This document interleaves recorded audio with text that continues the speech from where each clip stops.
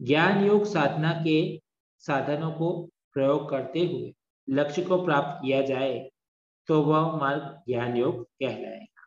श्रीमद् भगवद गीता में ज्ञान योग को सांख्य योग भी कहा गया है। ज्ञान योग द्वारा ब्रह्म से साक्षात्कार हो जाता है, जिससे साधक में अहम ब्रह्मास्मि का भाव जागृत होने लगता है। ये एक परेशानी है ज्ञान योग में कि ज्ञान योग का अभ्यास करने से यदि सकारात्मक रूप से वो आगे बढ़ता है तो उसे हम ब्रह्मास्मि का भाव जागृत होते लगता है। परंतु ये सकारात्मक रहता है तो अच्छी बात है, नकारात्मक हो जाता है तो इसके कारण वो पूरी ब्रह्मांड को अपना रचयिता मानने लगता है ना, उसका स्वामी खुद को समझने लगता है। ये ज्ञान योग की एक समस्या है। अतिशयता में सब कुछ खराब होता है, ये बात यहाँ पर भी लागू होती है।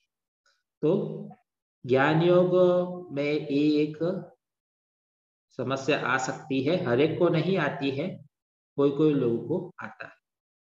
अब ज्ञान योग का उद्देश्य, ज्ञान योग का उद्देश्य क्या है? एक तो ब्रह्म भाव की स्थिति को प्राप्त करना, यह ब्रह्म भाव की स्थिति ही मोक्ष है। दूसरा, ज्ञान योग से विवेक ज्ञान की प्राप्ति होती है, जिसके द्वारा सही गलत का ज्ञान हो जाता है।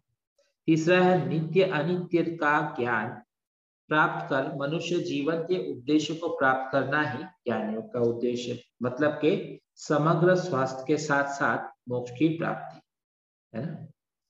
ज्ञान योग मतलब के जो आप अभी पढ़ रहे हो है ना, इसका उपयोग करके आप अपनी स्पिरिचुअल अपलिफ्टमेंट करो तो ये भी ज्ञान योग हो गया। पर सिर्फ आप ये ज्ञान का उपयोग करते हुए आप कोई एग्जाम पास करो या किसी को प्रभावित करने की कोशिश करो तो वो ज्ञान योग नहीं है ना, तो वो ज्ञान योग नहीं हुआ। तो प्राप्ति क्या है उसके अनुसार उसको कहा जाएगा। योग शब्द किसी के लिए भी यूज नहीं कर सकते है ना। योग शब्द बहुत कोई मामूली शब्द नहीं है, ये बहुत बड़ा शब्द है। योग मतलब कि एक स्पिरिचुअल प्रैक्टिस है ना। तो में भी यदि ज्ञान प्राप्त करके आपका उद्देश्य कोई दूसरा है तो वो आप ज्ञान योग की साधना नहीं कर रहे है ना। जो कर रहे हो करते रहो, कोई प्रॉब्लम नहीं है, परंतु ऐसा नहीं कहते जो ज्ञान योग की साधना है, ठीक है। तो क्या आपको प्राप्ति करनी है वो मायने रखता है। तो ज्ञान योग का उद्देश्य हो गया ज्ञान योग की साधना। ज्ञान योग साधना द्वारा साधक को सजागता की प्राप्ति होती है। ज्ञान योग ऐसी सजागता की प्राप्ति है जो मनुष्य को अपने अंतर में उतार देती है ना, उसको विचारने पे मजबूर कर देती है।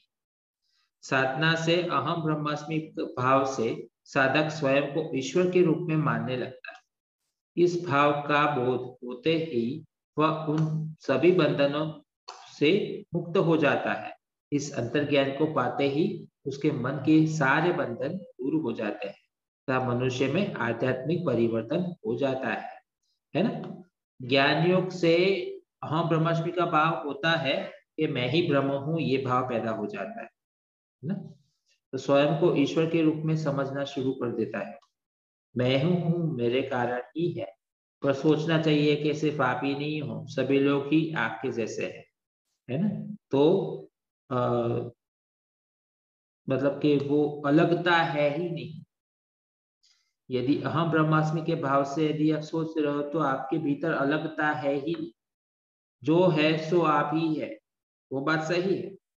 परंतु फिर तो सब एक ही हो गया ना, इस प्रकार से। परंतु ये अंडरस्टैंडिंग उनकी नहीं आती, उनको मेरा मेरा मेरा, तुम्हारा मेरा पराया, ऐसा हो जाता है। इस अंतर ज्ञान को पाते ही मन के बंधन दूर हो जाते तथा मनुष्य में आध्यात्मिक परिवर्तन हो जाता है। ज्ञान योग की